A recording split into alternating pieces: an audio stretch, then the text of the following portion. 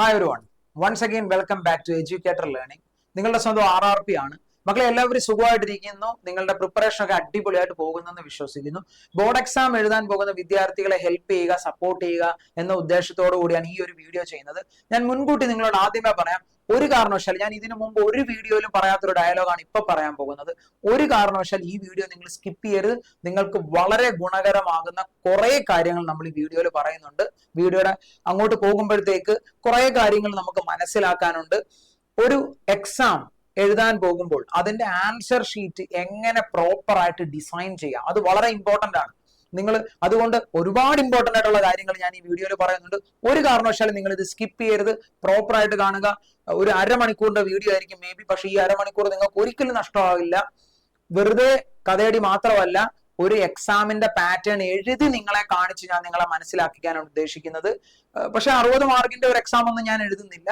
എല്ലാ പാർട്ടിൽ നിന്നും, എല്ലാ ടൈപ്പ് ഓഫ് ക്വസ്റ്റ്യനിൽ നിന്നും ഓരോ ക്വസ്റ്റ്യൻസ് വായിക്കുന്നു, അത് എങ്ങനെ എഴുതണം, എങ്ങനെ എക്സാം ഷീറ്റിൽ പ്രസന്റ് ചെയ്യണം എന്നാണ് ഞാൻ നിങ്ങളോട് പറയാൻ പോകുന്നത്. അതാണ് നമുക്ക് എങ്ങനെ നമ്മുടെ ആൻസർ ഷീറ്റ് പ്രോപ്പർ ആയിട്ട് ഡിസൈൻ ചെയ്യാം. ഇപ്പൊ ഒരു ഉദാഹരണം പറഞ്ഞാല്, നമ്മളെ ഇപ്പൊ ഒരു എക്സാം എഴുതാൻ പോകുന്ന ഒരു വിദ്യാർത്ഥി എല്ലാവരും അടിപൊളിയായിട്ട് എല്ലാം പഠിച്ചിട്ടുണ്ട്. പക്ഷെ പഠിച്ച് നമ്മുടെ കയ്യിലുണ്ട്, നമ്മൾ ബൈഹാർട്ട് ചെയ്തിട്ടുണ്ടാവും, ഇക്വേഷൻസ് അറിയാം, ഡെറിവേഷൻസ് ഒക്കെ നമുക്കറിയാം. പക്ഷെ ഇത് ഒരേ ലെവലിൽ പഠിച്ചിട്ട് എക്സാമിൽ പോയി എഴുതുമ്പം ഒരേ മാർക്ക് കിട്ടണമെന്ന് ഒരു നിർബന്ധമില്ല. കാരണം ഇപ്പം ഒരാളുടെ ഹാൻഡ് റൈറ്റിംഗ് നല്ലതാണ്, വേറൊരാളുടെ ഹാൻഡ് റൈറ്റിംഗ് കുറച്ച് മോശമാണ്. ഉറപ്പായിട്ടും ഹാൻഡ് റൈറ്റിംഗ്, അതായത് ഒരേ ലെവലിൽ പഠിച്ചു, ഒരേ ക്വാളിറ്റി, ഒരേ അറിവുണ്ടെന്ന് വിചാരിക്കുക. പക്ഷെ ഹാൻഡ് റൈറ്റിംഗ് കുറച്ച് നല്ലതാണെങ്കിൽ ചിലപ്പോൾ അവർക്ക് നമ്മളെക്കാൾ 1-2 മാർക്ക് മേ ബി കൂടുതൽ കിട്ടാം. അപ്പൊ അത് ആ പ്രസന്റേഷൻ സ്കില്ലിന്റെ ആണ്.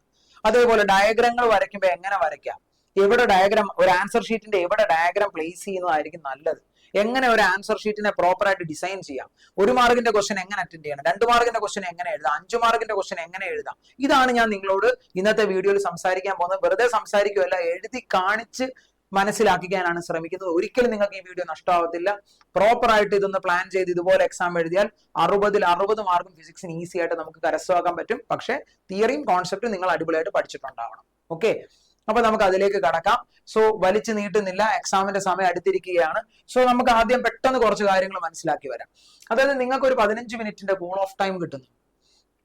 ഈ കൂൾ ഓഫ് ടൈം എങ്ങനെ പ്രോപ്പർ ആയിട്ട് യൂട്ടിലൈസ് ചെയ്യണം എന്നാണ് എഴുതിയിരിക്കുന്നത്. അതായത് ക്വസ്റ്റ്യൻ പേപ്പർ മൊത്തത്തിൽ ഒന്ന് നോക്കുക, എല്ലാ പാർട്ടിലൂടെയും കണ്ണോടിക്കുക. അതേപോലെ തന്നെ അതിൽ തന്നെ നമുക്ക് ക്വസ്റ്റ്യൻസ് പ്രയോറിറ്റൈസ് ചെയ്യാം. ഇപ്പൊ നിങ്ങൾക്കറിയാലോ, ഓപ്ഷൻസ് വരുന്നുണ്ട്. അപ്പൊ അതിൽ ഏതൊക്കെ ചെയ്യണം, ഏതൊക്കെ ചെയ്യണ്ട എന്നത് നമുക്ക് ഡിസിഷൻ എടുക്കാം. അതുപോലെ ഏത് പാർട്ട് ആദ്യം തുടങ്ങണം, എസ് എ ക്വസ്റ്റ്യൻ ഞാൻ ആദ്യം തുടങ്ങണം. കാര്യം നമ്മൾ പഠിച്ച എസ് എ ക്വസ്റ്റ്യൻസ് എല്ലാം തന്നെ അതേപോലെ അടിപൊളിയായിട്ട് ചോദിച്ചിട്ടുണ്ട്. നിങ്ങൾക്ക് എസ് എ ക്വസ്റ്റ്യനിൽ തുടങ്ങാം. അതല്ല, ചിലർക്ക് 1 വേർഡ് ആദ്യം ഒന്നാമത്തെ ക്വസ്റ്റ്യൻ ആ ഓർഡറിൽ തന്നെ വരണം. വാട്ട് എവർ ഇറ്റ് ഈസ്, അത് നിങ്ങൾ പ്രയോറിറ്റൈസ് ചെയ്യുക. ഈ കൂൾ ഓഫ് ടൈമിൽ വേണം ഇതൊക്കെ ചെയ്യാൻ. ഓക്കെ, ഈസി ക്വസ്റ്റ്യൻസ് ഉണ്ടെങ്കിൽ അത് പെട്ടെന്ന് ഐഡന്റിഫൈ ചെയ്യുക, എന്നിട്ട് അത് ആദ്യം ചെയ്യുക. അങ്ങനെ പല കാര്യങ്ങൾ ഡിപ്പെൻസ്, അത് ഓരോ സ്റ്റുഡൻസിനനുസരിച്ചും വേരി ചെയ്യുന്നതായിരിക്കും. അതേപോലെ തന്നെ എക്സാം ഹാളിൽ ഒരിക്കലും ചെയ്യാൻ പാടില്ലാത്ത കാര്യം, കൂൾ ഓഫ് ടൈമിൽ എക്സാം എഴുതി തുടങ്ങണമെന്ന് നിർബന്ധമൊന്നുമില്ല. ഇനിയും കൂൾ ഓഫ് ടൈം നമ്മൾ ഈ പറഞ്ഞ കാര്യങ്ങൾക്ക് പ്രോപ്പർ ആയിട്ട് യൂട്ടിലൈസ് ചെയ്യുക. ഒരു ഡിഫിക്കൽട്ട് ക്വസ്റ്റ്യൻ കണ്ടു കഴിഞ്ഞാൽ നമ്മൾ വെറുതെ പാനിക് ആവാൻ പോകരുത്. എക്സാം ഹാളിൽ ഇരിക്കുന്ന നമ്മുടെ സുഹൃത്തുക്കളോട് സംസാരിക്കാൻ നിൽക്കരുത്, നമ്മുടെ വിലപ്പെട്ട സമയം പോകും. ആൻഡ് ഫൈനലി, ഞാൻ ഇതിൽ എഴുതിയിട്ടില്ല, ഒരു കാര്യം കൂടി എടുത്തു പറയുന്നു. ഒരു കാരണവശാലും കോപ്പി അടിക്കാനോ ബിറ്റ് വെക്കാനോ അടുത്തിരിക്കുന്നവനോട് ചോദിച്ചെഴുതാനോ പോകരുത്. കാര്യം ഒരു എക്സാം നമ്മളെ കൂടി ഇവാലുവേറ്റ് ചെയ്യാനുള്ള ഒരു കോൺസെപ്റ്റ് ആണ്. ആക്ച്വലി നമ്മൾ നമ്മളെ കൂടി ഇവാലുവേറ്റ് ചെയ്യുകയാണ്. അപ്പൊ നമ്മൾ എവിടെ നിൽക്കുന്നു എന്ന് നമുക്കറിയണം. അല്ലാതെ ഇന്ന് കോപ്പി അടിച്ച് +2 കുറെ മാർക്ക് വാങ്ങി നാളെ ഡിഗ്രിക്ക് പോയി, അല്ല നാളെ വേറൊരു കോഴ്സിന് പോയി ഈ സുഹൃത്തൊന്നും ഉണ്ടാവണമെന്നില്ല. ഒരിക്കലും അവിടെ കോപ്പി അടിയൊന്നും നടക്കത്തില്ല. അടിക്കുന്നവർ കാണും, എനിക്ക് അറിഞ്ഞുകൂടാ. പക്ഷെ പ്രോപ്പർ ആയിട്ട് ഈ കാര്യങ്ങളൊക്കെ ഒന്ന് എക്സാം ഹാളിൽ നിങ്ങൾ മാനേജ് ചെയ്യുക. ഓക്കെ, പിന്നെ നിങ്ങളുടെ ടീച്ചേഴ്സ് പറയുന്ന ഇൻസ്ട്രക്ഷൻസ് ഒക്കെ ഒന്ന് നന്നായി ശ്രദ്ധിക്കുക. അവരോട് എപ്പോഴും നമ്മൾ അതിന്റെ ഒരു ബഹുമാനം, ഒരു റെസ്പെക്റ്റും ഒക്കെ കാണിച്ച് തന്നെ നിൽക്കാനൊക്കെ പഠിക്കുക എക്സാം ഹാളിൽ. ഓക്കെ, ഇനി എക്സാമിന്റെ പാറ്റേൺ നിങ്ങൾക്ക് അറിയാം. നമുക്ക് ഇങ്ങനെ 1 to 7, 8 to 14, 15 to 21 ഇങ്ങനെ ക്വസ്റ്റ്യൻസ് ഡിവൈഡ് ആവുന്നുണ്ട്. ആദ്യത്തേത് 1 മാർക്കാണ്, പിന്നെ 2, 3, 4, 5. അപ്പൊ ഇതിൽ ഓരോ സെഷനിൽ നിന്നും എത്ര നമ്പർ ഓഫ് ക്വസ്റ്റ്യൻസ്, ടോട്ടൽ എത്ര ക്വസ്റ്റ്യൻ ഉണ്ട്, അതിൽ എത്ര എണ്ണം ചൂസ് ചെയ്യണം, ഇതൊക്കെ നിങ്ങൾക്ക് അറിയാം. അതിൽ ഓരോന്ന് ചൂസ് ചെയ്യുമ്പോഴും എങ്ങനെ സെലക്റ്റീവ് ആകാം, അതിൽ 1 മാർക്കിന്റെ ക്വസ്റ്റ്യൻ എങ്ങനെ എഴുതണം, 5 മാർക്കിന്റെ ക്വസ്റ്റ്യൻ, 4 മാർക്കിന്റെ ക്വസ്റ്റ്യൻ, ഓരോന്നും വരുമ്പോൾ എങ്ങനെ എഴുതണം, പടം എങ്ങനെ വരയ്ക്കണം, ഈ കാര്യങ്ങളാണ് നമ്മൾ ഈ വീഡിയോയിലൂടെ എക്സാമ്പിൾ അടക്കമാണ് ഞാൻ പറയാൻ പോകുന്നത്. ശ്രദ്ധിച്ചിരിക്കുക. ഇപ്പൊ നമുക്ക് 1 മാർക്കിന്റെ ഒരു ക്വസ്റ്റ്യൻ എടുക്കാം. പ്രീവിയസ് എക്സാമിന് ചോദിച്ച ക്വസ്റ്റ്യനുകളാണ് എല്ലാം തന്നെ ഞാൻ ഉൾപ്പെടുത്തിയിരിക്കുന്നത്. അപ്പൊ നമുക്ക് ഒരു ക്വസ്റ്റ്യൻ ഡിസ്കഷൻ ആവുകയും ചെയ്യുമല്ലോ. അപ്പൊ സമയം ഒരിക്കലും വേസ്റ്റ് ആവുന്നില്ല. The SI unit of electric flux. Electrostatics എന്ന് പറഞ്ഞ ചാപ്റ്ററിൽ നിന്നാണ് ക്വസ്റ്റ്യൻ ചോദിച്ചിരിക്കുന്നത്. നമ്മളോട് ചോദിച്ചിരിക്കുന്നത് SI unit of electric flux. Unit കാണാനാണ് ജസ്റ്റ് ചോദിച്ചിരിക്കുന്നത്. പക്ഷെ നിങ്ങൾ മനസ്സിലാക്കുക, ഇലക്ട്രിക് ഫ്ലക്സിനെ പറ്റിയാണ് ചോദിച്ചിരിക്കുന്നത്. അപ്പൊ ഉറപ്പായിട്ടും ചുമ്മാതെ ഇക്വേഷൻ ഡയറക്റ്റ് എഴുതാതെ വാട്ട് ഈസ് ഇലക്ട്രിക് ഫ്ലക്സ് എന്ന് ഡെഫിനിഷൻ ഒന്നും എഴുതാൻ നിൽക്കണ്ട. അതൊക്കെ നിങ്ങൾക്ക് എന്താണെന്ന് അറിയാം. ഇലക്ട്രിക് ഫ്ലക്സ് എന്ന് എഴുതുന്നു. കണ്ടോ, flux phi is equal to E dot A ആണ്.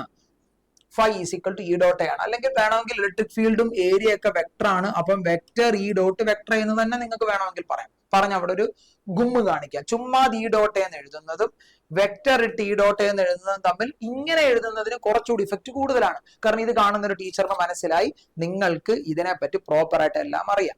ഇനിയും ഇ എന്ന് പറഞ്ഞാൽ ആരാണ്? ഇലക്ട്രിക് ഫീൽഡ് ആണ്. അപ്പൊ ഇലക്ട്രിക് ഫീൽഡിനെ നമ്മൾ റീപ്ലേസ് ചെയ്യണം. അപ്പൊ അതിന് നമ്മൾ ഉപയോഗിക്കുന്ന ഒരു ഇക്വേഷൻ ആണ്, നമുക്കറിയാവുന്ന ഒരു ഇക്വേഷൻ ആണ് F is equal to QE. നിങ്ങൾക്കറിയാം ഫോഴ്സ്, ഇതൊക്കെ നിങ്ങൾക്ക് അറിയാവുന്ന കാര്യമാണ്. ഒരു Q ചാർജ് ഈ ഇലക്ട്രിക് ഫീൽഡിൽ വെച്ചാൽ എക്സ്പീരിയൻസ് ചെയ്യുന്ന ഫോഴ്സ് ആണ് F is equal to QE. അവിടുന്ന് electric field E is equal to എനിക്ക് എന്ത് എഴുതാം? F by Q എന്ന് എഴുതാം. F by Q എന്ന് എഴുതാം. Electric field E is equal to F by Q എന്ന് എഴുതാം. ഇനി ഞാൻ യൂണിറ്റ് എഴുതേണ്ടത് കൊണ്ട് വെക്ടർ ഫോം ഒന്നും എഴുതുന്നില്ല, അതിന്റെ മാഗ്നിറ്റ്യൂഡ് എഴുതുന്നുള്ളൂ. പക്ഷെ ഇവിടെ ഇക്ക് വേണമെങ്കിൽ നിങ്ങൾക്ക് എന്ത് എഴുതാം? ഇക്ക് ഡയറക്റ്റ് F by Q എന്ന് ഇവിടുന്ന് എഴുതാം, പ്രശ്നമൊന്നുമില്ല. സാധാരണ ചിലർ എഴുതുന്നത് magnetic flux phi is equal to ഇക്ക് എന്ത് കൊടുക്കും? ഡയറക്റ്റ് F by Q എന്ന് കൊടുക്കും, ഇൻറ്റു എ എന്ന് എഴുതും. പക്ഷെ എന്തിനിങ്ങനെ റൈറ്റ് സൈഡിൽ എഴുതണം? ഇത് നമ്മൾ ടീച്ചറിനെ പറഞ്ഞ് മനസ്സിലാക്കുകയാണ്. ടീച്ചറിന് ഓൾറെഡി ഇതറിയാം. പക്ഷെ ടീച്ചറിനോട് നമ്മൾ സംസാരിക്കുകയാണ്. എന്ത്? ഞാൻ ഇത് വെറുതെ ഒന്നും എഴുതിയതല്ല, ഇതെങ്ങനെ വന്നതെന്നുള്ള റീസൺ അടക്കം എനിക്കറിയാം. ഒരു മാർക്കിന്റെ ക്വസ്റ്റ്യൻ ആണ്. അപ്പൊ അത് പെട്ടെന്ന് എഴുതിയൊക്കെ പോകണം, അല്ലാതെ അവിടെ നമ്മൾ കഥയും പറഞ്ഞുകൊണ്ടിരിക്കുകയൊന്നും അല്ല. പക്ഷെ ഇങ്ങനെ സബ്സ്റ്റിറ്റ്യൂഷൻ കൊടുത്തു. അപ്പൊ ഞാൻ ഇതുകൊണ്ടാണ് ഞാൻ എടുത്തത് ഈ ഇക്വേഷൻ എന്ന് ടീച്ചറിന് നമ്മൾ പറഞ്ഞ് മനസ്സിലാക്കി കൊടുക്കുകയാണ്. അപ്പം അല്ലാതെ ഡയറക്റ്റ് ഇങ്ങനെ എഴുതാം, ഇങ്ങനെയും എഴുതാം. പക്ഷെ ഇങ്ങനെ പ്രസന്റ് ചെയ്യുമ്പോൾ ടീച്ചറിന് നമ്മളിലുള്ള വിശ്വാസം കൂടുകയാണ്. ടീച്ചറിനോട് നമ്മൾ പറഞ്ഞു കൊടുക്കുകയാണ് നമ്മൾ അടിപൊളി സ്റ്റുഡന്റ് ആണ്. എക്സാം എഴുത്ത് വളരെ സിമ്പിൾ ആണ്, പക്ഷെ നമ്മൾ ഭയങ്കര പവർഫുൾ ആണെന്ന് നമ്മൾ കാണിച്ചു കൊടുക്കുകയാണ്. So F by Q into A. ഇനി ചുമ്മാ ഡയറക്റ്റ് യൂണിറ്റ് എഴുതാലോ. ഫോഴ്സിന്റെ യൂണിറ്റ് എന്താ? ന്യൂട്ടൺ ആണ്. Q ചാർജ് ആണ്. യൂണിറ്റ് എന്താ? കുളംബ് ആണ്. ഏരിയ ആണിത്, നമുക്കറിയാവുന്ന ഏരിയ. ഏരിയയുടെ യൂണിറ്റ് എന്താ? മീറ്റർ സ്ക്വയർ ആണ്. അപ്പൊ നമുക്ക് ഫൈനലി യൂണിറ്റ് കിട്ടി, newton metre square per coulomb raise to minus 1. Coulomb raise to minus 1 കണ്ടോ, അങ്ങോട്ട് അണ്ടർലൈൻ ചെയ്ത് വെച്ചു. സോ ആൻസർ എടുത്തു, newton metre square per coulomb raise to minus 1. Option 3. വളരെ സിമ്പിൾ ആയിട്ട്. ഇത് എഴുതാൻ ഒരു 30 സെക്കൻഡ് പോലും വേണ്ടെന്നുള്ളതാണ് ഏറ്റവും വലിയ സത്യം. ഞാൻ ഇങ്ങനെ പറയുമ്പോൾ കൂടുതൽ സമയം എടുക്കുന്നുണ്ട്, പക്ഷെ അല്ലാതെ എഴുതാൻ നമുക്ക് വലിയ സമയം വേണ്ട. ഇനി ഒരു 2 മാർക്കിന്റെ ക്വസ്റ്റ്യൻ എങ്ങനെ പ്രസന്റ് ചെയ്യാം? എന്താ ചോദിച്ചിരിക്കുന്നത്? Define drift velocity and given it's equation. Drift velocity എന്താന്ന് ഡിഫൈൻ ചെയ്യുകയും വേണം, അതോടൊപ്പം തന്നെ അതിന്റെ ഇക്വേഷനും എഴുതണം എന്നാ പറഞ്ഞത്. പക്ഷെ നമ്മൾ ഡ്രിഫ്റ്റ് വെലോസിറ്റി ഡയറക്റ്റ് എഴുതി തുടങ്ങാം, അതിനകത്ത് യാതൊരു പ്രശ്നമില്ല. പക്ഷെ നമ്മൾ എപ്പോഴും ഈ പിക്ചറിന് വളരെ ഇമ്പോർട്ടൻസ് ഉണ്ട് എക്സാം ഹോളിൽ. അപ്പൊ ചുമ്മാതെ വളരെ സമയമൊന്നും കളയാൻ പാടില്ല. ചുമ്മാതെ പേരിന് ഒരു കണ്ടക്ടർ, ഒരു സർക്കുലർ സിലിണ്ടറിക്കൽ ഷേപ്പ് കണ്ടക്ടർ അങ്ങോട്ട് വരച്ചു വെക്കുക. ഒരു പ്രശ്നമില്ല, നിങ്ങൾക്ക് അത് വരയ്ക്കാൻ. ഒരു കണ്ടക്ടർ വരച്ചു വെച്ചു. എന്നിട്ട് ഇവിടെ നമ്മൾ റൈറ്റ് സൈഡിലോട്ട് ഇലക്ട്രിക് ഫീൽഡ് വരച്ചു വെച്ചു. ഇവിടെ ഡ്രിഫ്റ്റ് വെലോസിറ്റി ആരാന്ന് കാണിക്കാൻ VD എന്ന് എഴുതി വെച്ചു. ചുമ്മാ എഴുതി വെക്കുക. ഇലക്ട്രിക് ഫീൽഡ് വരച്ചു വെച്ചു, ഡ്രിഫ്റ്റ് വെലോസിറ്റി വരച്ചു വെച്ചു. ഇനി ഇലക്ട്രിക് ഫീൽഡ് അപ്ലൈ ചെയ്യുന്നത് ആരാ വെച്ചിട്ടാണ്? ഒരു സെല്ല് വെച്ചിട്ടാണ്. ആ സെല്ല് ആക്റ്റീവ് ആക്കാൻ ഇവിടെ ഒരു സ്വിച്ചും ഉണ്ടെന്ന് ജസ്റ്റ് ഒന്ന് കാണിച്ചു വെച്ചു. ഇവിടെ ഒരു സ്വിച്ച് കൊണ്ട് ഈ സെല്ല് കൊടുക്കുന്ന പൊട്ടൻഷ്യൽ ആണ് V. ഇത്രയും കാര്യം ജസ്റ്റ് ഒന്ന്, ഇത് വരയ്ക്കാൻ അധികം സമയം വേണം, പെട്ടെന്ന് പക്ഷെ വൃത്തിക്ക് വരയ്ക്കണം. വരച്ചു വെച്ചു. ഇനി നമ്മൾ ആകെ ചെയ്യുന്നത് എന്താ? എനിക്ക് കറണ്ട് ഇലക്ട്രിസിറ്റി എന്ന് പറയുന്ന NCERT ടെക്സ്റ്റ് നമ്മൾ കണ്ടിട്ടുണ്ടെന്നും നമുക്ക് ഇതിനെപ്പറ്റി നല്ല പൂർണ്ണ ബോധ്യം ഉണ്ടെന്നും കാണിക്കാൻ മാത്രമാണ് ഈ ജസ്റ്റ് ഈ ഫിഗർ ഇവിടെ നിന്ന് വരച്ചു വെക്കുന്നത്. ഇത് വരച്ചു വെച്ചതിന് ശേഷം നമ്മൾ എന്ത് എഴുതും? Define drift velocity. അപ്പൊ അത് അങ്ങോട്ട് എഴുതുക. അപ്പൊ ഉറപ്പായിട്ടും ചുമ്മാതെ ഡ്രിഫ്റ്റ് വെലോസിറ്റി എന്ന് എഴുതി തുടങ്ങരുത്. ഉറപ്പായിട്ടും നിങ്ങൾ ഡ്രിഫ്റ്റ് വെലോസിറ്റി ഇങ്ങനെ എഴുതുക തന്നെ വേണം. ഡ്രിഫ്റ്റ് വെലോസിറ്റി എന്ന് എഴുതി ബ്രാക്കറ്റിൽ അതിന് യൂസ് ചെയ്യുന്ന ലെറ്റർ VD ആണെന്നൂടെ എഴുതി ഇങ്ങനെ അണ്ടർലൈൻ ചെയ്ത് ഭംഗിയാക്കിയിട്ട് വേണം അത് എഴുതി തുടങ്ങാൻ. എന്നിട്ട് ഇനി നമ്മൾ എഴുതാൻ പോകണം drift velocity. Drift velocity is defined as the drift velocity is defined as the എന്താ ആവറേജ് വെലോസിറ്റി. ഈ ആവറേജ് AVG എന്ന് ഞാനിപ്പം ഈ റെക്കോർഡർ ക്ലാസ് ഒക്കെ ആയതുകൊണ്ട് ഇച്ചിരി ഇങ്ങനെ എഴുതുന്നതാണ്. എക്സാം ഹാളിൽ ഒരിക്കലും ഷോർട്ട് ഫോം ഉപയോഗിക്കരുത്, മുഴുവനായിട്ട് തന്നെ എഴുതുക. Drift velocity is the average velocity acquired ആര് by the electron, acquired by the electrons, acquired by the electron എന്ന് എഴുതാം, അക്വയർഡ് ബൈ ദി ഇലക്ട്രോൺസ്. എപ്പോൾ? Under the influence of electric field, under the influence of electric field. അപ്പൊ drift വെലോസിറ്റിയുടെ definition എഴുതിച്ചു. Drift velocity is defined as the average velocity acquired by the electrons under the influence of electric field. അതായത് നമുക്കറിയാം electric field ഇല്ലെങ്കിൽ ഇവിടെ ഇലക്ട്രോണുകൾ random motion ആയിരിക്കും. Electric field ഉണ്ടെങ്കിൽ ഉറപ്പായിട്ട് അവരൊരു പർട്ടിക്കുലർ ഡയറക്ഷനിൽ മൂവ് ചെയ്യും. അപ്പോൾ അവർ അക്വയർ ചെയ്യുന്ന വെലോസിറ്റിയാണ് ഡ്രിഫ്റ്റ് വെലോസിറ്റി. ഇത് നിങ്ങൾക്ക് അറിയാവുന്ന കാര്യമാണല്ലോ. ഇനി ഡ്രിഫ്റ്റ് വെലോസിറ്റിയുടെ നമുക്ക് അത് കഴിഞ്ഞ് അവർ ചോദിച്ചത് ഗീവ് ഇറ്റ്സ് ഇക്വേഷൻ എന്നോട് ചോദിച്ചിട്ടുണ്ട്. അപ്പൊ ഡ്രിഫ്റ്റ് വെലോസിറ്റിക്ക് നമുക്ക് 2 ഇക്വേഷൻ എഴുതാൻ പറ്റും. അത് രണ്ടും നിങ്ങൾ എഴുതി വെക്കണം. അപ്പൊ ഞാൻ ആദ്യം ഡെഫിനിഷൻ എഴുതി പടം വരച്ചു വെച്ചു. വൃത്തിക്ക് ഒരു ഹാഫ് പോർഷൻ ഇത്ര നിങ്ങൾ എടുക്കുമായിരിക്കും. അതിന്റെ ബാലൻസ് ആയിട്ട് നമ്മൾ എഴുതുന്നു. ഡ്രിഫ്റ്റ് വെലോസിറ്റിക്ക് 2 ഇക്വേഷൻ ഉണ്ട്. എന്തൊക്കെ? ഡെറിവേഷൻ ഒന്നും വേണ്ട, ഞാൻ ഡെറിവേഷൻ പറയുന്നുമില്ല.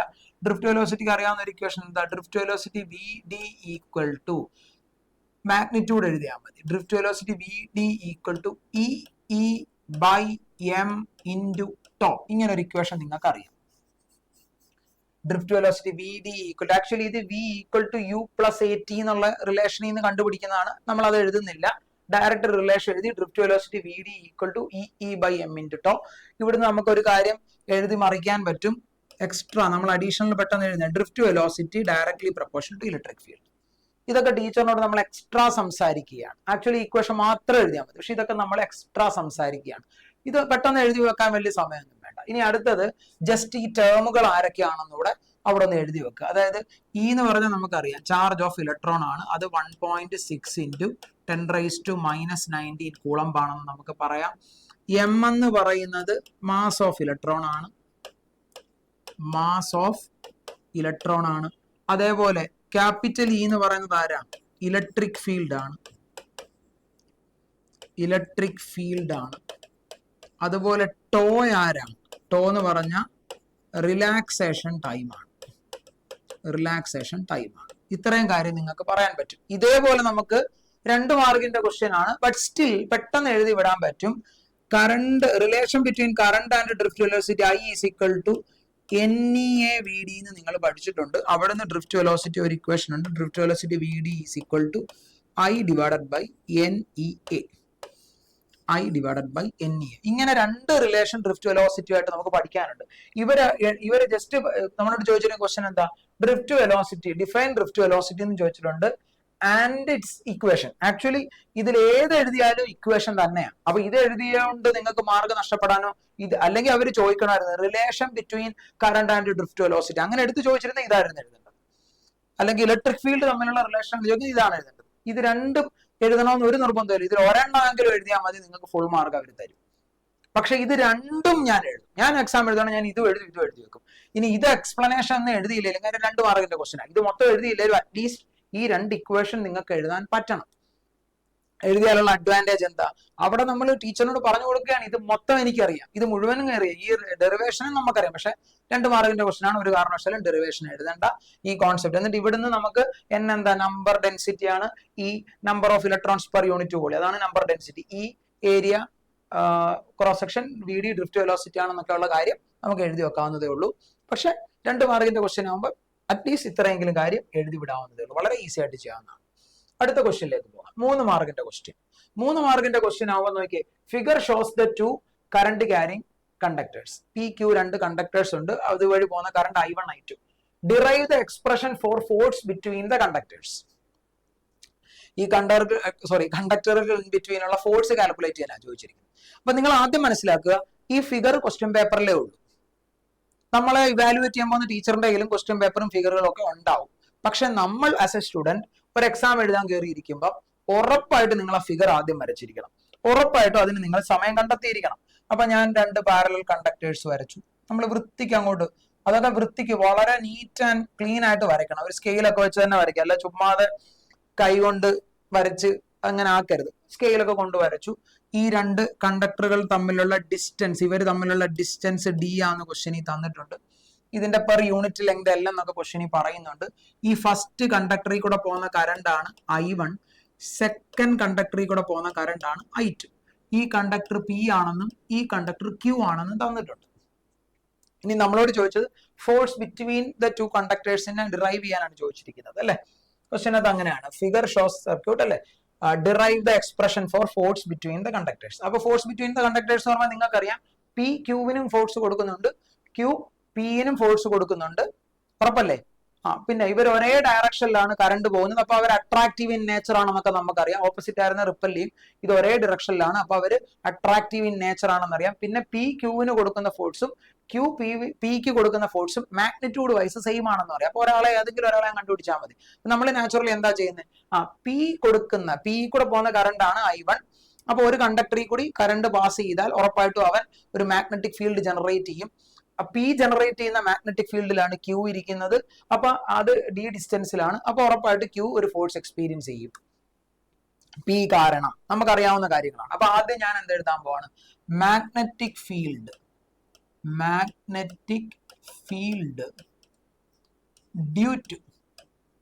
ഡ്യൂ ടു ആരാ? P ഡ്യൂ ടു P എവിടെ? അറ്റ് എ ഡിസ്റ്റൻസ് D, അല്ലെ? ഇവിടുന്ന് D ഡിസ്റ്റൻസിലാണ് രണ്ടാമത്തെ കണ്ടക്ടർ ഇരിക്കുന്നത്. അപ്പൊ D ഡിസ്റ്റൻസിൽ P കാരണമുള്ള മാഗ്നറ്റിക് ഫീൽഡ്. അപ്പൊ മാഗ്നറ്റിക് ഫീൽഡ് ഞാൻ B1 എന്ന് വിളിക്കാൻ പോകും.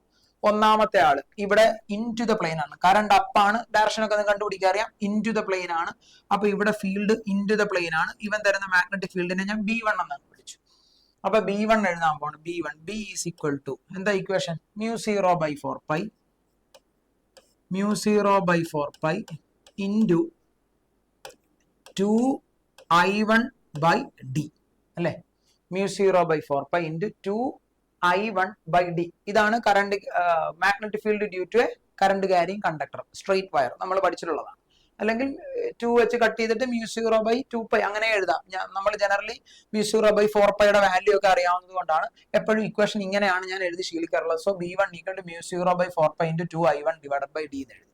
D ഡിസ്റ്റൻസിലുള്ള മാഗ്നറ്റിക് ഫീൽഡ് ആര് തരുന്നത്? ഒന്നാമത്തെ കണ്ടക്ടർ. ഇനി നമ്മൾ എന്താ എഴുതുന്നത്? അടുത്തത് നമുക്കറിയാം രണ്ടാമത്തെ കണ്ടക്ടറായ Q ആ മാഗ്നറ്റിക് ഫീൽഡിലാണ് ഇരിക്കുന്നത്. അപ്പൊ ഫോഴ്സ് ഓൺ, അല്ലെ? ഫോഴ്സ്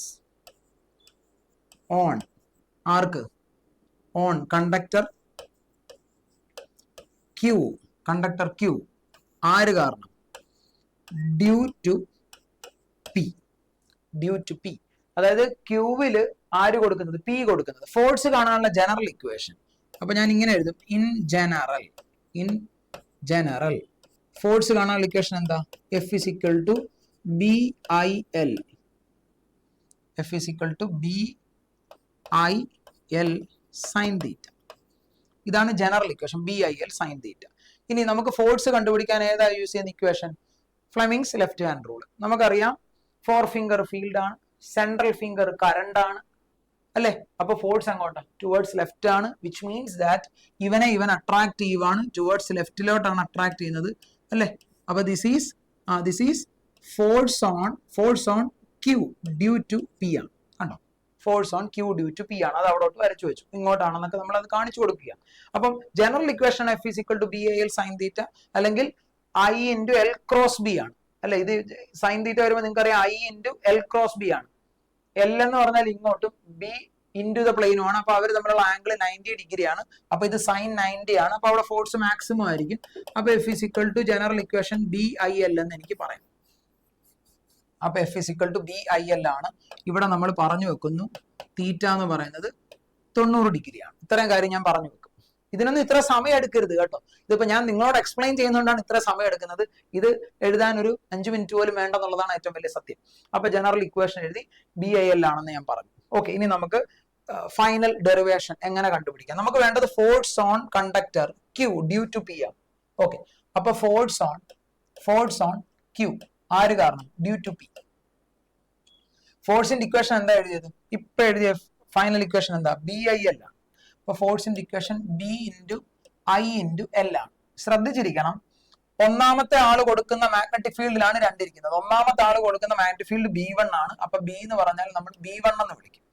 ഇനി രണ്ടാമത്തെ കണ്ടക്ടറിൽ എക്സ്പീരിയൻസ് ചെയ്യുന്ന ഫോഴ്സ് ആണ് കണ്ടുപിടിക്കേണ്ടത്. അപ്പൊ രണ്ടാമത്തെ കണ്ടക്ടറിലെ കറണ്ട് I2 ആണ്. അപ്പൊ I എന്ന് പറഞ്ഞാൽ I2I, L എന്ന് പറഞ്ഞാൽ പെർ യൂണിറ്റ് ലെങ്ത് L ആണ്. ഓക്കെ, അപ്പൊ equation which is equal to B1 എന്താ നമ്മൾ ഇപ്പൊ എഴുതിയത്? μ0 by 4 pi into 2I1 divided by D അല്ലേ? B1 ഇപ്പൊ എഴുതിയിരുന്നു, B1 എഴുതിയിരുന്നു μ0 by 4 pi into 2I1 divided by D എന്നാണ്. ഇൻറ്റു ഒരു I2 അവിടെ ഉണ്ട്, ഇൻറ്റു ഒരു L കൂടിയുണ്ട്. So force on Q due to P അല്ലെങ്കിൽ simply force F is equal to, ഇവിടുന്ന് ഒരു 2ഉം 4 കട്ട് ചെയ്ത താഴെ ഒരു 2 കിട്ടും. μ0 I1 I2 by 2D into L എന്ന് എഴുതും. കണ്ടോ? μ0 I1 I2 divided by 2πD അല്ലേ? 2D അല്ലല്ലോ, ഒരു പൈ താഴെ ഇല്ലേ? യെസ്, 2πD ഇൻറ്റു L എന്ന് എഴുതാം. This is force on conductor Q, force on Q due to P and force on Q due to P per unit length. ഇത് force per unit length ആണ്. അത് അങ്ങനെ അവർ ചോദിച്ചിട്ടില്ല, but still നമ്മൾ എഴുതുന്നു. അപ്പൊ ഇവിടോട്ട് നിങ്ങൾക്ക് വേണമെങ്കിൽ എഴുതാം ഫോഴ്സ് പെർ യൂണിറ്റ് ലെങ്ത് എന്ന് പറയുന്നത് μ0 I1 I2 divided by 2πD ആണെന്ന് എഴുതാം. ഇത്രയും കാര്യങ്ങൾ അങ്ങോട്ട് എഴുതി വെച്ചാൽ ഈസി ആയിട്ട് എത്ര മാർക്കിന്റെ ക്വസ്റ്റ്യനാണ് ചോദിച്ചിരിക്കുന്നത്? 3 മാർക്കിന്റെ ക്വസ്റ്റ്യൻ ആണ്. ഉറപ്പായിട്ടും 1 മാർക്ക് ഈ ഫിഗറും വരച്ച് ഈ ഇൻറ്റു ദ പ്ലെയിനും ഈ ഫോഴ്സും ഒക്കെ എഴുതിയത് കാണുമ്പോൾ തന്നെ ടീച്ചർ 1 മാർക്ക് ഈസി ആയിട്ട് തരും.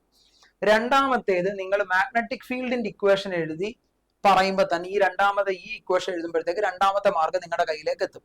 3 ഈ ഫോഴ്സ് ഓണിന്റെ ജനറൽ ഇക്വേഷനും എഴുതി ഈ ഫൈനൽ ആൻസറിലേക്ക് എത്തുമ്പോൾ 3ാമത്തെ മാർക്കും കിട്ടും. ഇത് ആഡ് ഓൺ നമ്മൾ കൊടുത്തതാണ്. വളരെ ഈസി ആയിട്ട് ഈ 3 മാർക്ക് നിങ്ങൾക്ക് എടുക്കാൻ പറ്റും. അടുത്ത ക്വസ്റ്റ്യനിലേക്ക് പോകാം. 4 മാർക്കിന്റെ ക്വസ്റ്റ്യൻ. 4 മാർക്കിന്റെ ക്വസ്റ്റ്യൻ ആയപ്പോൾ പാർട്ടായിട്ട് മാറുന്നുണ്ട്. അപ്പൊ വളരെ ഈസി ആയി, വലിയ കാര്യമൊന്നുമില്ല. State Snell's law of refraction, അത് നിങ്ങൾക്ക് അറിയാവുന്ന കാര്യമാണ്. അതുപോലെ ക്രിട്ടിക്കൽ ആംഗിളും ടോട്ടൽ ഇന്റേണൽ റിഫ്ലക്ഷൻ. അപ്പൊ അവിടെ ഇതൊക്കെ പറയുമ്പോൾ ജസ്റ്റ് പെട്ടെന്നൊന്ന് ഫിഗർ കൂടെ വരച്ചു വിടും. Snell's law of refraction. Refraction എന്താണെന്ന് നിങ്ങൾക്ക് അറിയാം.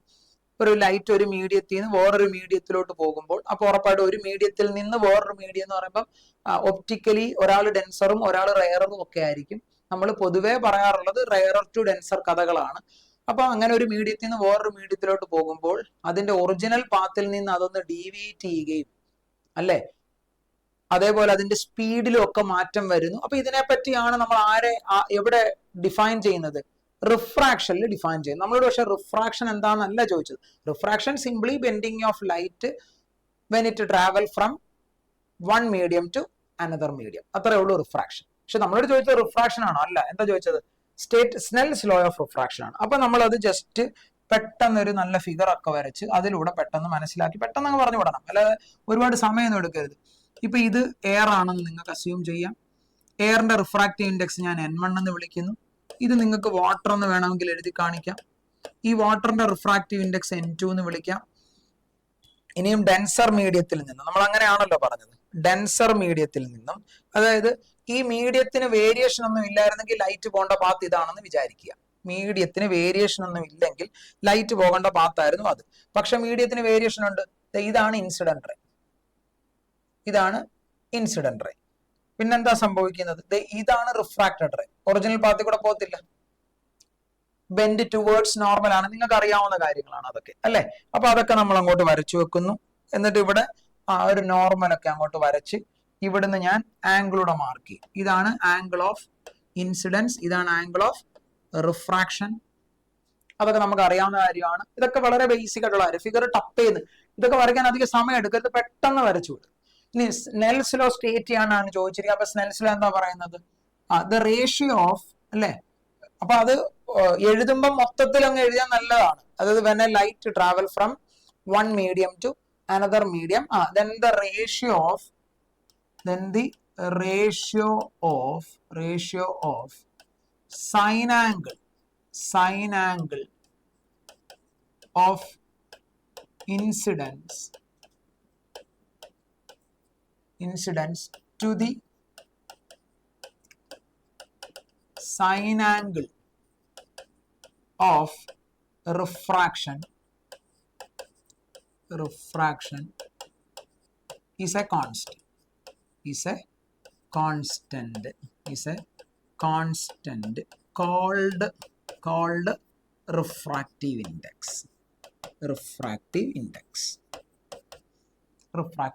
ഇതാണ് സിംപ്ലി സ്നെൽസ് ലോ പറയുന്നത് അല്ലെ.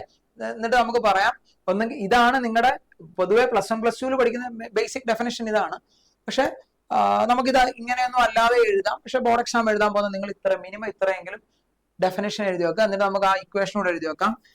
Sign angle of incidence to the sine angle of refraction is a constant called refractive index. This is known as refractive index of 2 with respect to 1. നിങ്ങൾക്ക് അറിയാവുന്ന കാര്യമാണ്. അല്ലെങ്കിൽ ഇതിനെ നമ്മൾ എങ്ങനെ എഴുതും? n2/n1 എന്ന് എഴുതും. ഈ n21 എങ്ങനെ എഴുതാം? n2/n1 എന്ന് എഴുതാം. അഡീഷണലി നമ്മൾക്ക് കൂടുതൽ കാര്യങ്ങൾ അറിയാമെന്ന് കാണിക്കാൻ ചുമ്മാതെ വേണമെങ്കിൽ ഇങ്ങനെ എഴുതാം, n1 into sin I which is equal to n2 into sin r ആണ്. നമ്മൾ എൻട്രൻസ് ക്ലാസ്സിലൊക്കെ ഞാനിപ്പോ ഈ ബോക്സിലിട്ട് ഇക്വേഷൻ ആണ് യൂസ് ചെയ്യാറ്. പക്ഷെ നിങ്ങളുടെ ബോർഡ് എക്സാമിന് ഞാൻ ഈ സ്ക്വയർ റെക്ടാംഗുലർ ബോക്സിലിട്ട ഇക്വേഷൻ യൂസ് ചെയ്താൽ മതി. നിങ്ങൾ ഇതെങ്കിലും പറഞ്ഞു വെച്ചാൽ മതി, അവിടെ ഒരു മാർക്ക് ഈസി ആയിട്ട് നിങ്ങൾക്ക് കിട്ടിക്കോളും. ഇത് വളരെ സിമ്പിൾ ആണ്. n1 എന്ന് പറഞ്ഞാൽ ഫസ്റ്റ് വണ്ണിന്റെ റിഫ്രാക്റ്റീവ് ഇൻഡെക്സ്, ഈ ഫസ്റ്റ് മീഡിയത്തിന്റെ റിഫ്രാക്റ്റീവ് ഇൻഡെക്സ്. I എന്ന് പറഞ്ഞാൽ അവിടുത്തെ ആംഗിൾ ഓഫ് ഇൻസിഡൻസ് ആണ്, കണ്ടോ. അടുത്ത n2 എന്ന് പറഞ്ഞാൽ സെക്കൻഡ് വണ്ണിന്റെ റിഫ്രാക്റ്റീവ് ഇൻഡെക്സ്. R എന്ന് പറഞ്ഞാൽ അവിടുത്തെ ആംഗിൾ ഓഫ് റിഫ്രാക്ഷൻ ആണ്. അപ്പൊ ഇവിടുത്തെ സൈൻ ആംഗിളിനെ അവിടുത്തെ റിഫ്രാക്റ്റീവ് ഇൻഡെക്സ് കൊണ്ട് മൾട്ടിപ്ലൈ ചെയ്തു, ഇവിടുത്തെ സൈൻ ആംഗിളിനെ അവിടുത്തെ റിഫ്രാക്റ്റീവ് ഇൻഡെക്സ് കൊണ്ട് മൾട്ടിപ്ലൈ ചെയ്തു. ഇങ്ങനെയും സ്നെൽസ് ലോ പറയാം. പക്ഷെ ഉറപ്പായിട്ടും നിങ്ങൾ ഈ ഡെഫിനേഷൻ എഴുതിയാൽ മതി. Snell's law States that the ratio of sine angle of incidence in one medium with respect to the sine angle of incidence in the other medium. അവരുടെ റേഷ്യോ എന്ന് പറയുന്നത് എന്തായിരിക്കും? ഒരു കോൺസ്റ്റന്റ് ആയിരിക്കും. ആ കോൺസ്റ്റന്റിനെ റിഫ്രാക്റ്റീവ് ഇൻഡെക്സ് എന്നാണ് വിളിക്കുന്നത്. ഈ സാധനം വളരെ ഈസി ആയിട്ട് നിങ്ങൾക്ക് എഴുതി പോകാവുന്നതാണ്. അതേപോലെ അടുത്ത അവർ ചോദിച്ചിരിക്കുന്നത് explain critical angle and total internal reflection. രണ്ടിനൂടെ ഞാൻ ഒരൊറ്റ ഫിഗറേ വരയ്ക്കുന്നുള്ളൂ. ആ ഫിഗർ നിങ്ങൾ പ്രോപ്പർ ആയിട്ട് വരയ്ക്കണം.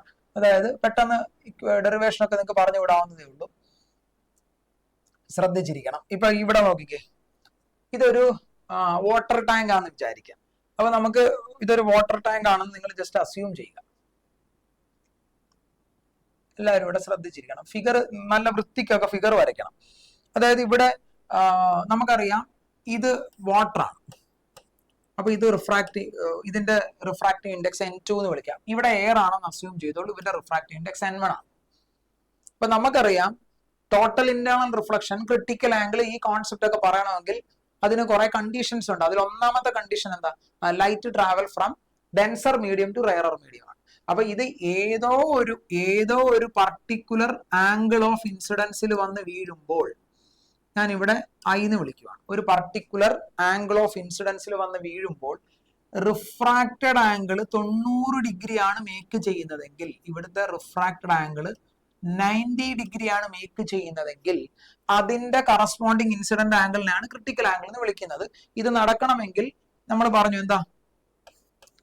കണ്ടീഷൻസ്. അപ്പൊ അത് ആദ്യം നിങ്ങൾ എഴുതണം, ഉറപ്പായിട്ടും നിങ്ങൾ എഴുതണം. ഇത് കാണുമ്പോൾ തന്നെ ടീച്ചേഴ്സ് ഹാപ്പി ആവും. കണ്ടീഷൻസ് എന്താ? നമ്പർ 1, ഒന്നാമത്തെ കണ്ടീഷൻ എന്താ?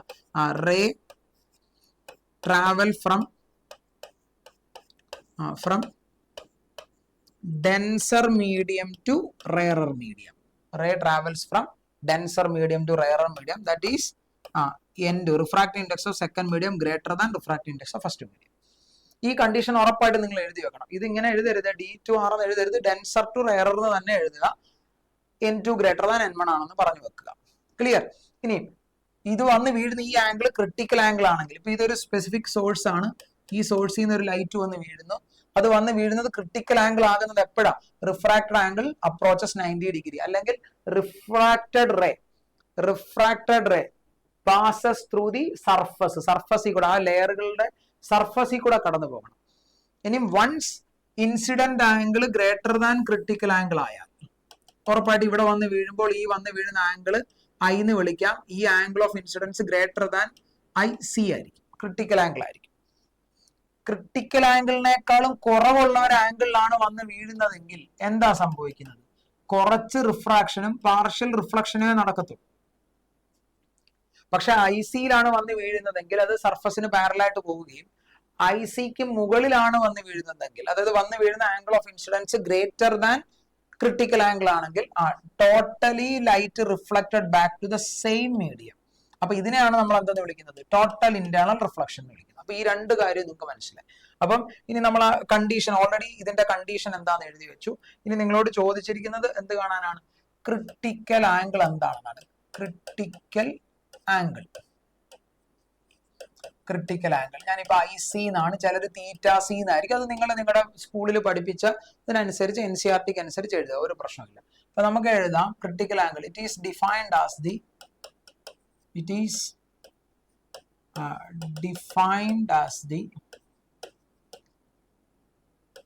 angle of incidence, angle of incidence IC when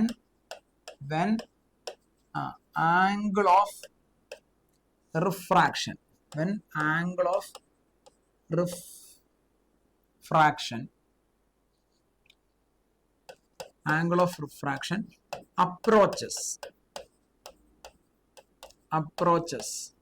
90 degree. അങ്ങനെ പറയാം അല്ലേ? It is defined as the angle of incidence IC when angle of refraction approaches 90 degree. അല്ലെങ്കിൽ ഇങ്ങനെ പറയാം, critical angle is defined as the corresponding angle of incidence when incident angle is equal to 90 degree. അങ്ങനെ പറയാം.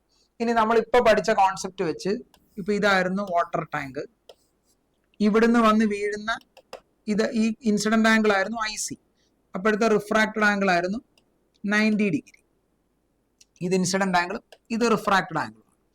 ഇവിടുത്തെ മീഡിയത്തിന്റെ refractive index N2 ആണ്, ഇവിടുത്തെ മീഡിയത്തിന്റെ റിഫ്രാക്റ്റീവ് ഇൻഡെക്സ് N1 ആണ്. ഇവിടെ ഓർത്ത് വെച്ചോളുക, തെറ്റിപ്പോകരുത്. തൊട്ട് മുമ്പ് ഇവിടെ ഇക്വേഷൻ പറയുമ്പോൾ നമ്മൾ N1 × sin A, N2 × sin R ലാസ്റ്റാ പറഞ്ഞത്. ഇങ്ങനെയാണ് ഇക്വേഷൻസ് എഴുതാറ്. പക്ഷെ തെറ്റിപ്പോകരുത്, എപ്പോഴും ഓർത്തോണം, അവിടുത്തെ റിഫ്രാക്റ്റീവ് ഇൻഡെക്സിനെ അവിടുത്തെ സൈൻ ആംഗിൾ കൊണ്ടാണ് നമ്മൾ പൊതുവെ മൾട്ടിപ്ലൈ ചെയ്യാറ് അല്ലെ? അപ്പൊ ഇവിടുത്തെ റിഫ്രാക്റ്റീവ് ഇൻഡെക്സ് ആരാ? N2 ആണ് അല്ലെ? N2 ആണ്. ഇവിടുത്തെ സൈൻ ആംഗിൾ ആരാ? സൈൻ IC ആണ്, സൈൻ IC ആണ്. വിച്ച് ഈസ് ഈക്വൽ ടു ഇവിടുത്തെ റിഫ്രാക്റ്റീവ് ഇൻഡെക്സ് ആരാ? N1 ആണ്. അവിടുത്തെ ആംഗിൾ എത്ര? സൈൻ 90 ആണ്. സൈൻ 90 എത്ര ആയിപ്പോ? 1 ആയിപ്പോ. അപ്പൊ സൈൻ 90 1 ആയി. അപ്പൊ ഇവിടെ എന്ത് വരും? Sine IC which is equal to ഇത് 1 ആയി. N1/N2 N1/N2. ഇത്രയൊന്നും എഴുതണം എന്നില്ല, ഈ ഇക്വേഷൻ എഴുതണം നിർബന്ധമില്ല. പെട്ടെന്നൊന്ന് എഴുതി വിടാം. ഇത് നിങ്ങൾ ഓൾറെഡി കാണാതെ പഠിച്ചു വെച്ചിട്ടുള്ളവരാണ്. അപ്പൊ അത് വേണമെങ്കിൽ പെട്ടെന്നൊന്ന് എഴുതി വിടാം. അപ്പൊ ഇവിടെ നമുക്കറിയാം ഇനി N1 എന്ന് പറഞ്ഞ എയർ ആണ്. അപ്പൊ എയറിന്റെ റിഫ്രാക്റ്റീവ് ഇൻഡെക്സ് 1 ആണ്. ഇവനെ N2നെ N എന്നും വിളിക്കുക. അപ്പൊ sign IC equal to 1/N എന്നും വേണമെങ്കിൽ എഴുതി വെക്കാം. പക്ഷെ ഇതൊക്കെ വളരെ ഫാസ്റ്റ് ആയിട്ട് എഴുതണം. ഇതിപ്പോ ഞാൻ ഇങ്ങനെ എക്സ്പ്ലെയിൻ ചെയ്ത് പറയുന്നതുകൊണ്ടാണ് നമുക്ക് സമയം എടുക്കുന്നത്. ഓക്കെ, അതേപോലെ അവർ ഒന്നുകൂടെ ചോദിച്ചിട്ടുണ്ട്, എന്താ what is total internal reflection എന്ന് ചോദിച്ചിട്ടുണ്ട്. അപ്പൊ അതുകൂടെ എഴുതി വെക്കുക. Total internal reflection, total internal reflection simply TIR എന്ന് നമ്മൾ പറയും. അപ്പൊ ഫിഗർ ഓൾറെഡി നമ്മൾ വരച്ചിട്ടുണ്ട്. സോ ഫിഗർ ഇനിയും വരയ്ക്കാൻ നിൽക്കേണ്ട, സിംപ്ലി ഡെഫിനിഷൻ അങ്ങ് എഴുതി വെച്ചാൽ മതി. എന്താ total internal reflection? It is defined as the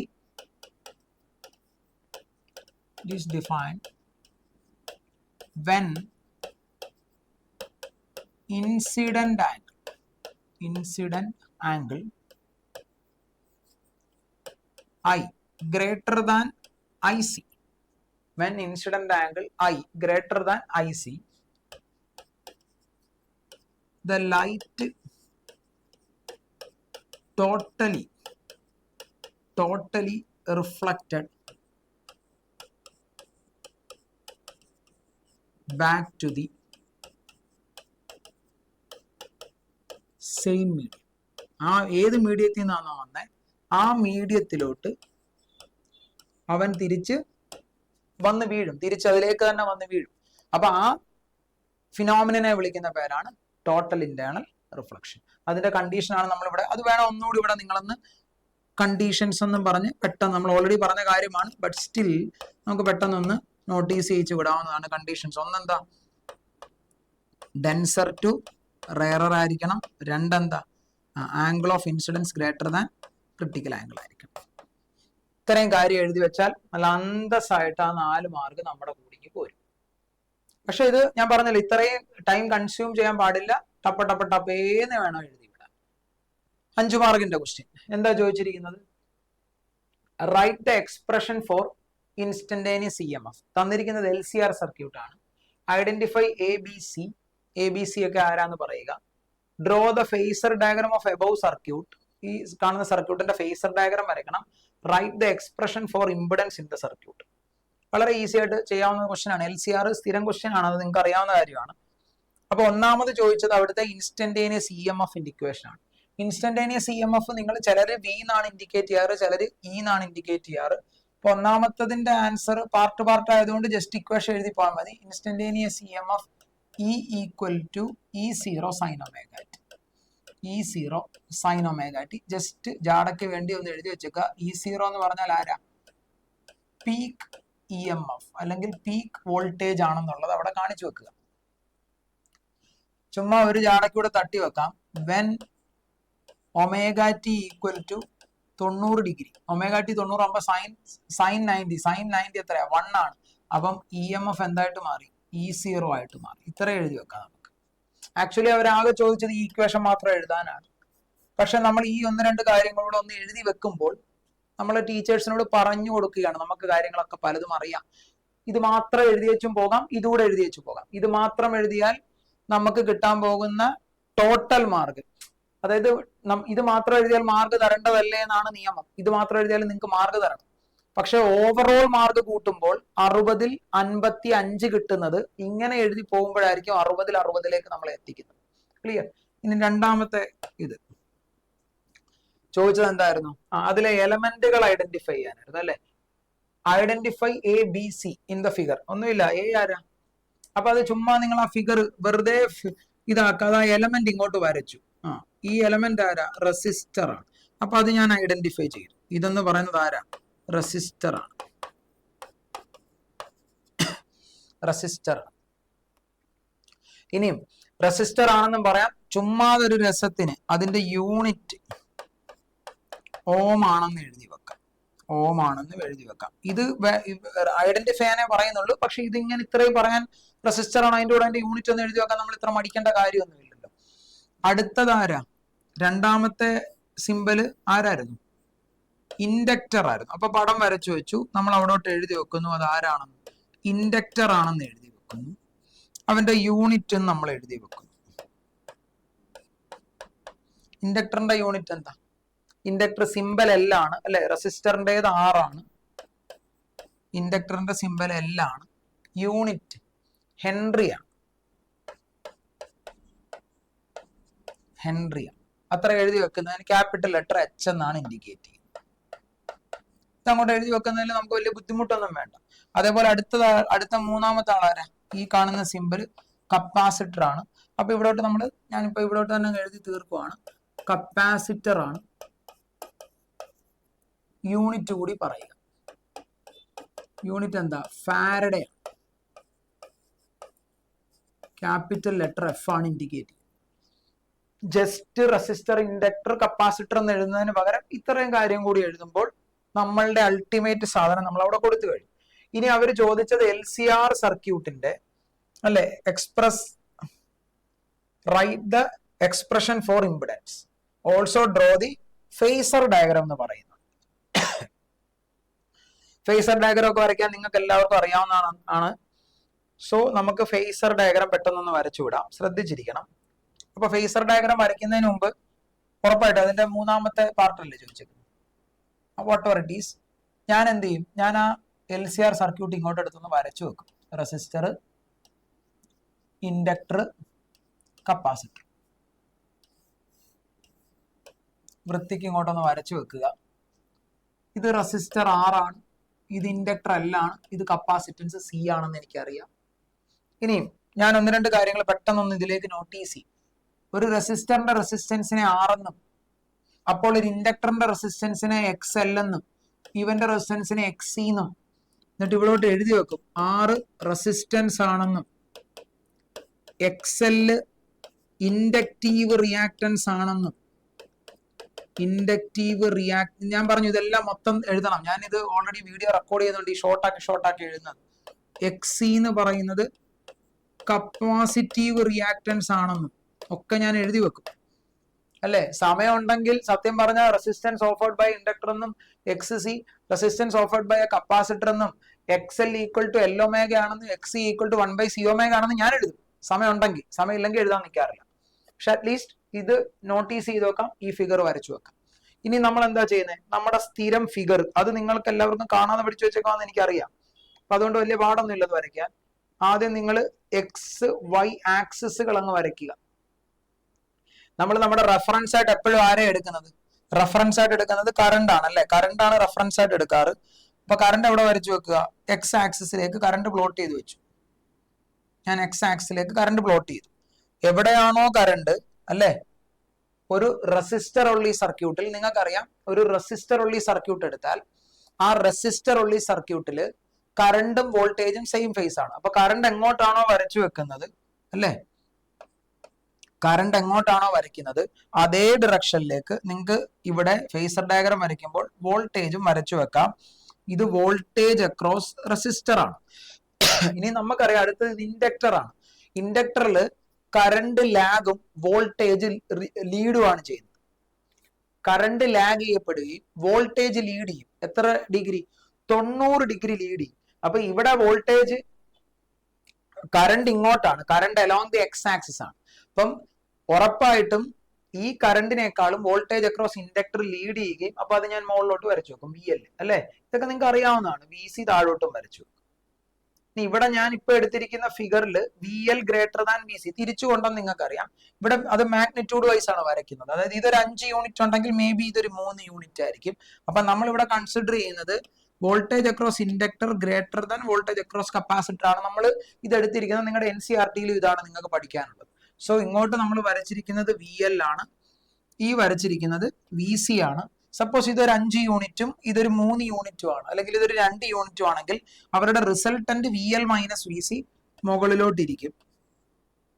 അപ്പൊ ഈ കാണുന്നത് V L minus V C ആണെന്ന് നമുക്കറിയാം. അപ്പൊ ഇത് V L minus V C ആണ്, ഇത് വി ആർ ആണ്. അങ്ങനെയാണെങ്കിൽ നമുക്ക് ഇവരുടെ റിസൾട്ടന്റ് വി ഇവിടോട്ട് വരച്ചു വെക്കാം. അത് അതിന്റെ ഡയഗണൽ ആയിരിക്കും. റിസൾട്ടന്റ് വി എന്ന് വരച്ചു വെക്കാം. റിസൾട്ടന്റ് വോൾട്ടേജ് വി, ആൻഡ് ഈ വി ഇതാണ് അവിടുത്തെ നെറ്റ് വോൾട്ടേജ് അല്ലെങ്കിൽ റിസൾട്ടന്റ് വോൾട്ടേജ്. ഈ റിസൾട്ടന്റ് വോൾട്ടേജിന് കറണ്ടുമായിട്ടുള്ള ഫേസ് ഡിഫറൻസ് ആണ് ഫൈ എന്ന് നമ്മൾ ഇൻഡിക്കേറ്റ് ചെയ്തത്. എന്നിട്ട് നമ്മൾ അവിടുന്ന് ടാൻ ഫൈയും ഫേസ് ഡിഫറൻസ് ഒക്കെ കണ്ടുപിടിക്കാറുണ്ട്. ഇവിടെ നമ്മളോട് അതൊന്നും ചോദിച്ചിട്ടില്ല. ഫേസർ ഡയഗ്രാം വരയ്ക്കാനാണ് പറഞ്ഞത്. വളരെ ഈസി ആയിട്ട് ഫേസർ ഡയഗ്രാം വരച്ചു വെച്ചു. ഇനി ഇവിടുന്ന് നമുക്ക് എന്തൊക്കെ കാര്യങ്ങൾ പറയാം, ആ ഇക്വേഷൻ റിസൾട്ടിൽ നിന്നും വി സ്ക്വയർ എന്ന് പറയുന്നത് അല്ലെ, നോക്കൂ, വി സ്ക്വയർ എന്ന് പറഞ്ഞത് വി ആർ സ്ക്വയർ പ്ലസ് ഇത് സൈഡ്, ഈ സൈഡ് ആര് തന്നെയാണ്, V L minus V C ആണ്. അപ്പൊ വി സ്ക്വയർ എന്ന് പറയുന്നത് V R square plus V L minus V C the whole square ആണ്. അപ്പൊ ഇവിടുന്ന് V is equal to root of V R square plus V L minus V C the whole square ആണ്. പക്ഷെ ഇത് എഴുതേണ്ട കാര്യമൊന്നുമില്ല. കാര്യം നമ്മളോട് ചോദിച്ചത് ഇതാണോ, അല്ല. ഫേസർ ഡയഗ്രാം വരച്ചിട്ട് ആരുടെ ഇക്വേഷൻ എഴുതാനാ ചോദിച്ചത്, draw the phasor diagram expression for impedance ആണ് ചോദിച്ചത്. അപ്പൊ ഇംപിഡൻസിന്റെ എക്സ്പ്രഷൻ എന്ന് പറഞ്ഞാൽ സെറ്റുമായിട്ടാണ് ബന്ധം എന്ന് നിങ്ങൾക്ക് അറിയാം. സോ ഇവരെ അങ്ങ് ഡയറക്റ്റ് നമുക്ക് റീപ്ലേസ് ചെയ്യാം. ഒന്നെങ്കിൽ നിങ്ങൾക്ക് അങ്ങനെ റീപ്ലേസ് ചെയ്ത് ഡയറക്റ്റ് ഇക്വേഷൻ എഴുതാം. Direct equation Z is equal to root of R square plus X L minus X C ആണ്. പക്ഷെ ഞാൻ മനസ്സിലാക്കാൻ വേണ്ടി പെട്ടെന്ന് വി എന്ന് പറഞ്ഞാൽ എന്താണ്, അപ്പൊ ഇംപിഡൻസ് ട്രയാങ്കിൾ നമ്മൾ വരയ്ക്കണം. ഈ ഡയറക്ഷനിലോട്ട് ആരായിരുന്നു, വി ആർ ആയിരുന്നു അല്ലെ. ഇതിന് പകരം നമ്മൾ ഇവിടെയാണ് എടുത്തത്.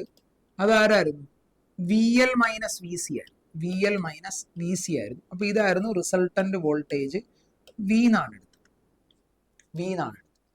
ഇനി നമ്മൾ എന്താ ചെയ്യുന്നത്, ഈ വി ആറിന് പകരം എന്താ, V is equal to I R. അപ്പൊ ഇവന് പകരം എന്ത് എഴുതും, ഇവന് പകരം നമ്മൾ ഐ ആർ എന്ന് എഴുതും. I R.